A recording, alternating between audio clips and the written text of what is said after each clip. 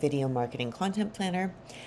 The planner first page is sectioned off into two sections. So the first is just the initial part of your dashboard, which are some useful links that you can use to create better content. The second portion is really what we're going to be covering a lot more in this video, which is your video content and how to kind of organize that content that you're going to be recording. So let's go back to the first section here. What you'll find is obviously this video, which will show you how to get started. And then we've got some useful links on the right hand side. So to get inspired for your content, so if you're looking for to collect articles, anything that inspires you, other videos that you want to come back to and reflect upon in order to create your videos, you can use this link here. There will be a separate video on that page showing you how to best use the page. To access the big list of wake-up statements. Wake-up statements are another term. It's a term that I use to refer to hooks. So I used to stand up on stages quite a bit. I would use this term wake-up statement to refer to the first few seconds of my talk when I would get people to stop, pay attention, wake up, and lean forward in their seats. So I've got a whole list of wake-up statements. Again, there will be a video on that page for you to learn how to best use that.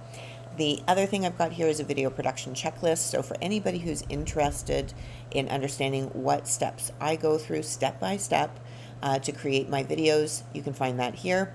And I've also got a big list of creators to follow. These are people who are not creating 7-second videos, are not dancing around in their videos, but instead are imparting a lot of wisdom and knowledge. And these are really great creators to follow. They're who I personally follow. Now, second part of this video is your video content. So how do you use this part of the worksheet? Well, essentially, anytime I want to create a new piece of content, I'm going to click on New. And if I was to click on that, I could name my new piece of content. So whatever that content is about. So this is about test content. Right? And then when I'm ready, I can open up that piece of content and I can actually write out my script. If I want to, I can click on Video Script Template, and that's going to open up the very template that I use to create my scripts, which start off with the wake-up statement, and I've given you some examples, the relatable problem back to your audience, the solution that you are going to be explaining, the proof. In other words, why should people believe you, which is optional, and then a call to action. And then I've got a couple of bonus pieces of information here with videos. So if you click on Learn More, you'll actually see the videos that I've created that talk in more detail about that. And it also includes a section for your description. So if you're sharing this on Instagram, what is going to be the description that follows your video, as well as your hashtags. So that's how you use that template. If I want to get rid of that, I can just click the dots here and click delete.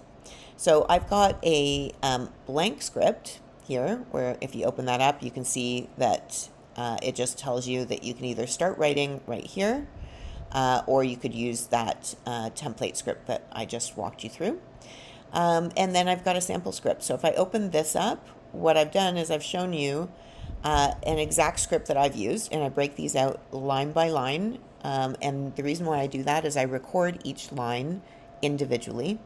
And so as I'm recording, I record this one line, I stop recording, I then work on the next line. So that's how I formulate my scripts. And then an example of the description I used, as well as the example of the hashtags that I used. So that's a really good sample script for you to take a look at. Now, once you've done this, let's say I put in the dates that I publish these, we'll do August 9th and August 10th. If I actually change this to calendar view right here, I can now see those two pieces of content directly in my calendar. So calendar view allows you to take them, move them around as needed really easily, or click on them to take you to your script.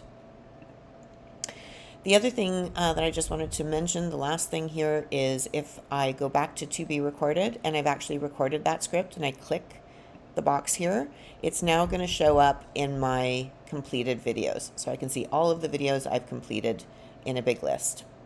That's it.